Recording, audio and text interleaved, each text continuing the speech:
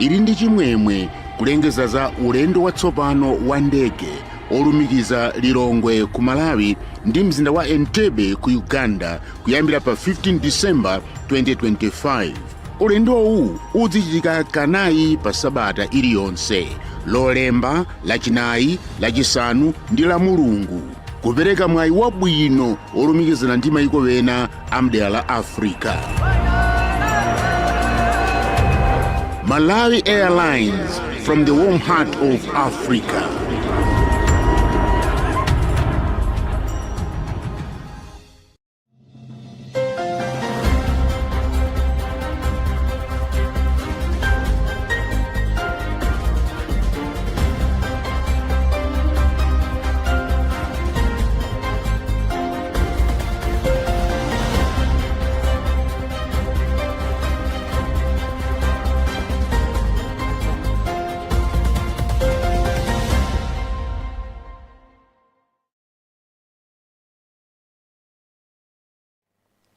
Glad to join our news bulletin right here on Luntha TV with me, Charity Chilanga. First, let's have a look at the top stories. Pontifical Gregorian University presents new book on Catholicism and politics in Latin America. Department of Disaster Management Affairs mobilizes 114.6 billion kwacha for in-season response. Norwegian Church Aid Dan Church Aid rallies stakeholders in the fight against trafficking in persons. And in our exclusive report this week, Tandiwe Mzumara highlights the challenges that are hampering progress in Malawi's fight for human rights.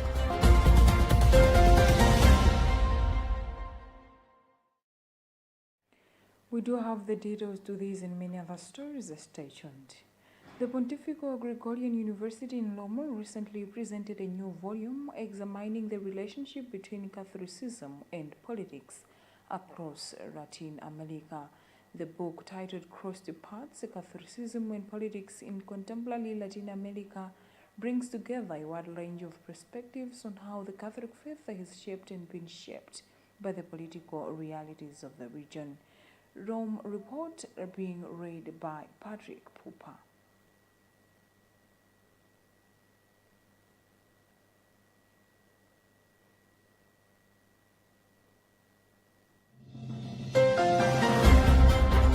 Pontifical Gregorian University presents new book on Catholicism and politics in Latin America.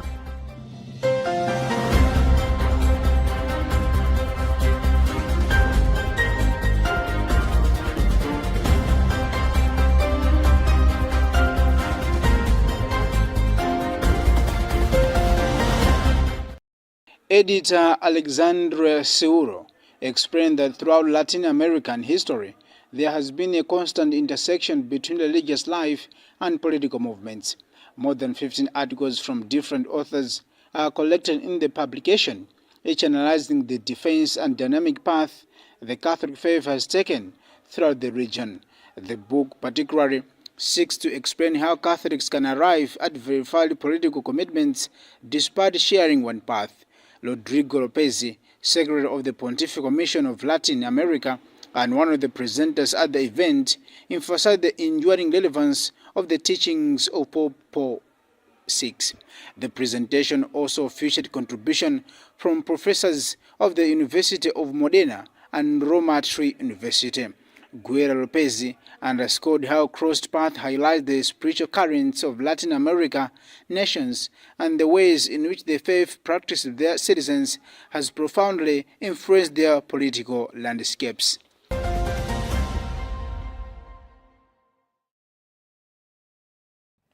The Department of Disaster Management Affairs (DODMA) says donations towards the 2025-2026 rain season food insecurity response program have now reached 114.6 billion kwacha, though a substantial 94.8 billion kwacha gap remains to fully support the more than 4 million targeted beneficiaries. DODMA spokesperson Chipiriro Kamala said the funds have been mobilized following President Peter Mutharika's declaration of a state of disaster and his appeal for both local and international assistance. He expressed gratitude to the government as well as bilateral and multilateral partners for their contributions and called on more organizations to help close the remaining gap. More details in this report, followed by Gift Kalonga. Speaking to Luntha TV, Kamula said the donations are being coordinated through DODMA, other government ministries, departments, and agencies, as well as various local and international partners. He said the support targets more than 4 million vulnerable Malawians during the rain season. Kamula has expressed appreciation to all partners for their support, emphasizing that the donations are critical to the successful implementation of the program. According to Kamula, the total financial requirement for the response program stands at 209 billion kwacha, of which 114.6 billion kwacha has been mobilized so far, leaving a 94.8 billion shortfall. Following the declaration of state of disaster by the state president and appeal for local and international support, we have been receiving donations through DODMA, other government MDAs, and the various partners for the implementation of the 2025-2026 Lean Season Food Insecurity Response Program, targeting over 4 million people. And the total financial requirement for the program is 209.4 billion kwacha, out of which 114.6 billion has been mobilized, leaving a resource gap of 94.8 billion kwacha. We express our sincere appreciation to the multilateral organizations, humanitarian partners, and companies for the donations, which are significantly contributing to the effective implementation of the program, and we call upon other organizations to emulate the gesture. On October 26, 2025, President Mutharika declared a state of disaster in response to worsening food insecurity and prolonged dry spell affecting several districts. Following the declaration, DODMA opened its doors to receive donations aimed at assisting affecting communities. For Luntha News, this is Gift Kalonga. Norwegian church head Dan Church-head NCADC has described the trafficking in persons as one of Malawi's most persistent challenges, a concern that has prompted the organization to convene key stakeholders to strengthen national efforts against the crime. NCADC Country Director Stephen Yassen made the remarks during the National Interface meeting on trafficking in persons TIP held in Lilongwe. He said Malawi is increasingly being used as a transit route by traffickers, stressing that coordinated interventions are urgently needed to curb the growing trend. Emmanuel Georgia with the details. Jansen noted that since 2008, NCADCA has been working closely with the government and various partners to combat trafficking, adding that Malawi remains among the countries significantly affected by the problem. He emphasized that poverty, misinformation, and desperate search for opportunities abroad are among major factors pushing many Malawians into the hands of traffickers. We are discussing today trafficking in persons, which is since years a really big issue in Malawi. Malawi is a country where a lot of people do migrate for work, but unfortunately also being trafficked. And at the same time, Malawi represents a transit country in which people from other African nations through different trafficking and migration routes are coming through Malawi as well. Echoing these concerns, the National Coordinator for Malawi Against Trafficking, Gale Butole, said the country is grappling with what is termed as a modern-day slavery. He observed that cases of trafficking in persons continue to rise despite ongoing efforts by both government and civil society, highlighting crucial operational challenges, including low funding and delay in establishing anti-trafficking fund. We also have challenges, especially with our law enforcement agencies, in terms of response, where they may not have fuel, they may not have transport, they may not have knowledge about issues of trafficking in persons. But also, in terms of the implementation of our law, when it comes to cases in court, we would see that a lot of law enforcement are not aware the law that is there and even the communities that are there. So it's quite a very big challenge versus our opponents who are the traffickers, who are equally well funded because this is their business. And you have to know that globally trafficking really raises a lot of money, close to $150 billion. NCA-DCA reaffirmed its commitment to working with the government and all stakeholders to ensure that trafficking in persons decisively addressed and ultimately eradicate in Malawi. For Luntha News, in Lilongwe, this is Emmanuel Georgia. The Universal Health Coverage UHC Coalition, in partnership with the Ministry of Health and Sanitation, on Friday joined the Malawians and the international community in commemorating Universal Health Coverage Day in Lilongwe.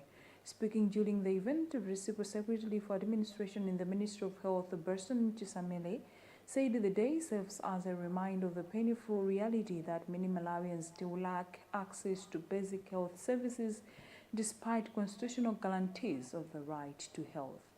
Patrick Pupa reports.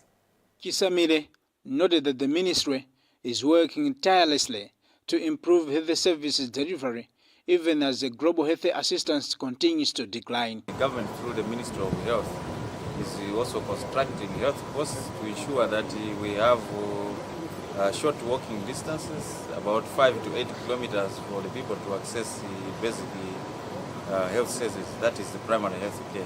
Chairperson of the Parliamentary Committee on Health, Anthony Masamba, expressed concern over the rising burden of non-communicable diseases, saying they become financially catastrophic and are pushing vulnerable households deeper into poverty. We have donor fatigue right now, not only affecting Malawi but affecting so many countries in this sub-Saharan Africa. What we want to do is to propose locally generated solutions towards health financing, because when the donors are pulling away, it means funding towards health sector is also decreasing. Meanwhile, Chairperson of the Universal Health Coverage Coalition, George Jobe, said this year's UHC Day is being commemorated at a time when sustaining health financing has become increasingly uncertain due to growing domestic and external pressure. Our major challenge is that the health sector is not adequately funded, and that is causing a number of challenges. For example, Malawi is a signatory of the Abuja Declaration, which states that at least 15% of the national budget should go to the health sector. This year's Universal Health Care Coverage Day was commemorated under the theme An Affordable Health Cost. For Luntha News, this is Patrick Pupa. You are watching news on Luntha Television. You will be back after this short break. Vinicius por el costado izquierdo, un poco más retrasado, Rodrigo de izquierda, tiene Brem.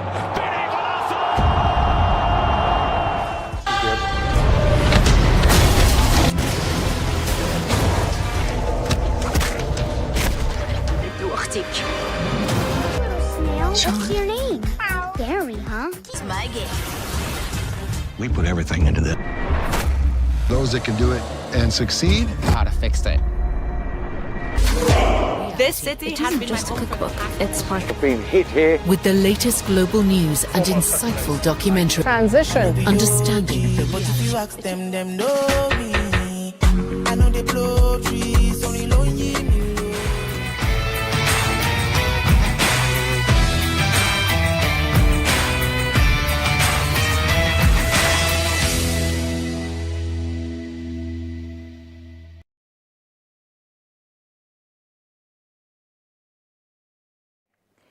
If you've just joined us, I know that it's time for news here on Luntha Television. A reminder of the top stories before we proceed. Pontifical Gregorian University presents new book on Catholicism and politics in Latin America. Department of Disaster Management Affairs mobilizes 114.6 billion kwacha for lean season response. Norwegian Church Aid Down Church Aid rallies stakeholders in the fight against trafficking in persons. And in our exclusive report this week, Tandiwe Mzumara highlights the challenges that are hampering progress in Malawi's fight for human rights.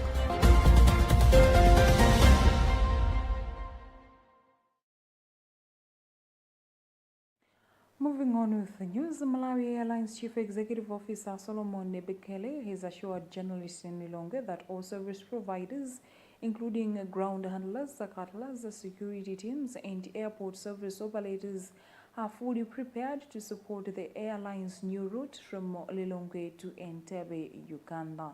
He made the remarks during a press briefing organized to update the public on the airline's state of preparedness as the launch date draws closer. Head of Commercial at the National Flag Carrier Airline, Charles Ngambi, added that beyond promoting trade and tourism, the new flight is expected to support education by easing travel for students between the two countries. Sam Kalimba with the details. Malawi Airlines CEO Solomon Bekele said the press briefing itself demonstrates the airline's readiness to launch the direct Lilongwe-Entebbe route. He noted that stakeholders were keen to understand the level of preparedness among collaborating service providers before, during, and after the inaugural flight. Bekele assured the public that all partners are fully set to serve the first group of passengers who have already booked their seats. The preparation for a new route starts much ahead of time. So we started the planning of this route more than 6 months ago. So from aircraft allocation to crew allocation, and then after that to signing all the contracts needed, as well as the most important one is getting the flight permits from Uganda side. So that all has been done in the last 6 months, and we secured the permit much ahead of time, and also the flight had to be also in the system to be sold in advance. So all that has been already done. According to head of commercial at the National Flag Carrier Airline, Charles Ngambi, students from both Malawi and Uganda who study universities across the two countries stand to benefit greatly from the convenience and accessibility the new route will provide. This is good news for the region. We have started with 4 flights in a week, and depending on how the market will react, we intend to increase the frequency in the coming year. So this is great news to our customers. As you know, we have got a lot of Malawian students doing their school in Uganda, as well as Uganda nationals, a lot of them doing school here at our universities. Business as well, we've got a lot of traders between the two countries. And to offer them a direct service, it means we've also played a part in making sure their businesses run smoothly. Malawi Airlines has organized the reception at the airport upon hours before the departure of the inaugural flight, where government officials and key stakeholders are expected to appreciate the new development on Monday, 15 December, with the flight expected to leave at 4:30 p.m. Some officials and selected journalists are expected to experience the first round trip to Uganda, courtesy of the airline.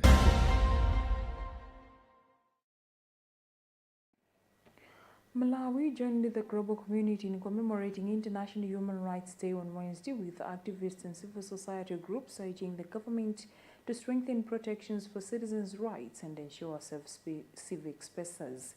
Stakeholders have stressed that the country must move beyond policy bridges and take concrete steps to strengthen accountability, protect civic space, and promote inclusive governance.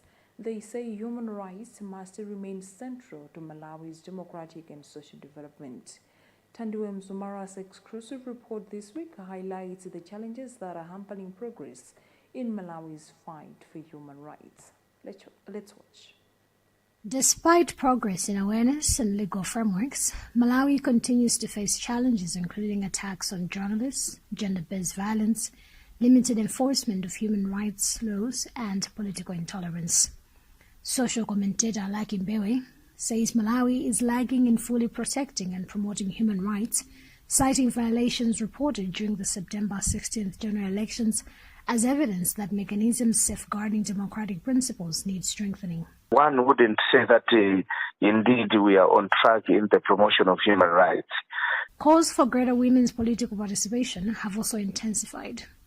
The European Union Election Observation Mission has recommended introducing district-level parliamentary seats reserved exclusively for women to address gender imbalance. It's no secret that women, their participation in the election as candidates did not reflect their demographic strength. If you think about it, there was only 22% of parliamentary candidates who were women, and women actually, they didn't even comprise 50% of the registered voters. They went beyond that, and yet they were only 22% of the candidates, and the number of women elected to parliament proportionately has diminished. Gender activist Beatrice Mateu concurs with EU, noting that Malawi is still far from meeting the 64% gender equality target under the Gender Equality Act. She emphasizes that temporary special measures could accelerate women's representation in leadership positions.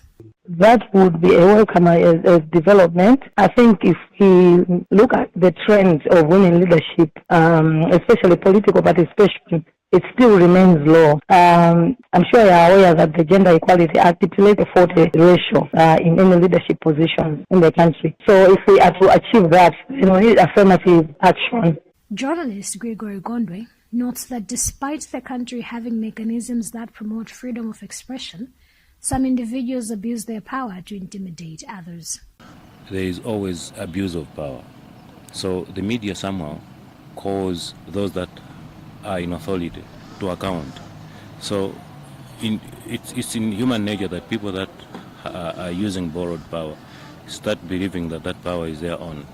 And even when the journalists are trying to ask on behalf of the people, they think they are trying to take them down from their positions. Human Rights Defenders Coalition HRDC chairperson Michael Gaiata has called on the government to ensure that human rights activists are protected owing to crucial role they play in promoting accountability and democracy in the country.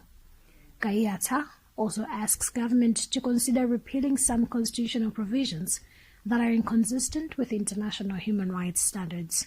The challenge is that, first of all, defending human rights will continue to be a risky business. And as a result, the one that will suffer is the ordinary Malawian who relies on people like us to have their rights defended and protected. So it's really important that government should take the safety and security of human rights defenders seriously.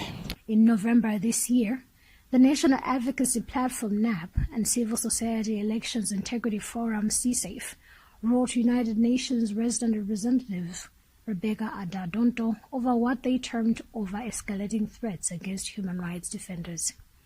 In the letter, NAP and CSAFE chairperson Benedicto Kondowe claimed that such escalation followed remarks by President Peter Mutharika at a political rally issuing direct threats to civil society actors and human rights defenders, warning of retaliatory action should they engage in demonstrations against his administration.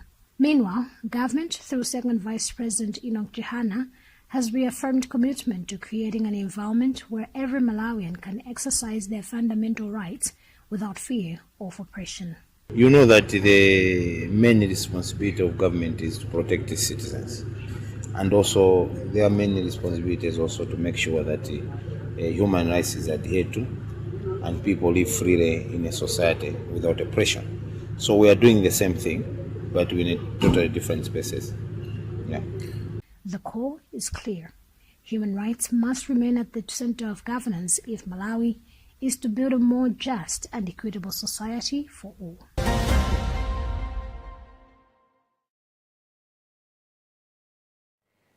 And in other news, a peace accord signed in Washington was meant to ease tensions between Rwanda and the DRC, but within days, fighting has erupted again in eastern Congo, as both Presidents Kagame and Tshisekedi trade accusations over who broke the deal first.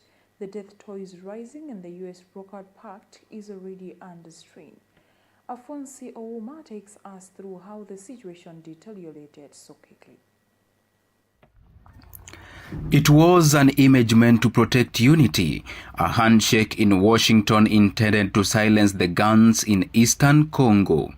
But even as Presidents Tshisekedi and Kagame stood alongside President Trump to sign the accord, the tension in the room was palpable, a foreshadowing of how fragile this peace deal really was. And it took less than a week for that fragility to break. In Uvira, South Kivu, the promise of a ceasefire has been drowned out by the roar of heavy artillery. Panic has returned to the streets as the Congolese army clashes with the M23 rebels. The human cost is already staggering, with reports indicating at least 70 people have been killed in this latest escalation. The diplomatic fallout has been swift and severe. Kigali has fired back against accusations of aggression, issuing a statement through its foreign ministry. Rwanda alleges that it is actually the Congolese forces who violated the pact first, accusing Kinshasa of launching systematic bombing campaigns on border villages using fighter jets and attack drones. Rwanda insists these actions are not just a breach of contract, but a direct security threat to their western border, claiming the continued fighting is a deliberate obstruction to peace by the DRC government. It confirms that these efforts enjoy the broad support necessary to succeed. I also thank Minister of State Kulaifi, representing His Highness Sheikh Tamim bin Hamad of Qatar. The role of Qatar has been absolutely central in getting us to this point. But of course, the biggest vote of thanks goes to President Donald Trump. No one was asking President Trump to take up this task. Our region is far from the headlines. But when the President saw the opportunity to contribute to peace, he immediately took it. This conflict has lasted for 30 years. We have seen countless mediations and efforts, but none has succeeded in resolving the underlying issues. President Trump introduced a new and effective dynamism. President Kagame warned that the burden of peace lay not with the American brokers, but with the African leaders themselves. But in Kinshasa, the narrative is starkly different. In a State of the Nation address, a defiant President Felix Tshisekedi told parliamentarians that the ink was barely dried on the Washington Accord before Rwandan units went on the offensive. He explicitly accused the Rwandan Defense Forces of conducting heavy weapons attacks just one day after the signing. With accusations flying across the border and the death toll rising, the US-led peace deal appears to be crumbling, leaving the people of Eastern Congo once again caught in the ceasefire. Alphonse Ouma, Luntha TV, Nairobi.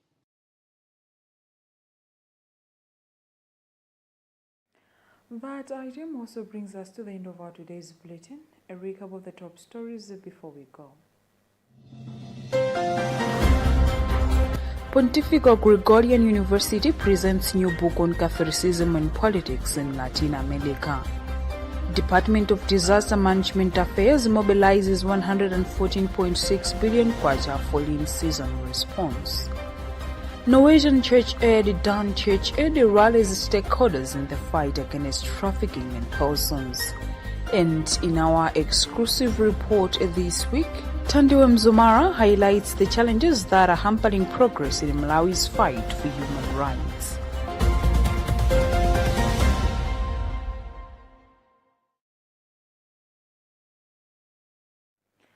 You have been with me, Charity Chilanga. Thanks for giving me company and have a lovely weekend.